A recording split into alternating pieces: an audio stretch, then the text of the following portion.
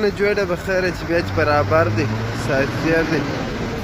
تورخم دروازه دا خلاص شوه مکښان بس روان شولو لاس 12 شپې کېدې چې بنده وله نن دا خلاص شول مکښان داسې وقت څخه روان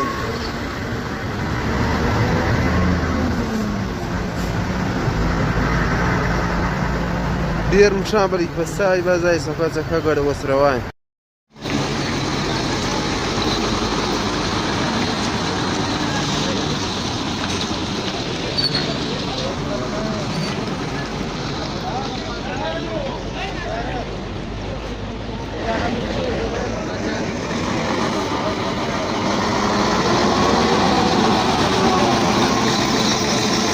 نه جوړه به خیره چې بیا چې برابر دی ساعت تېر دی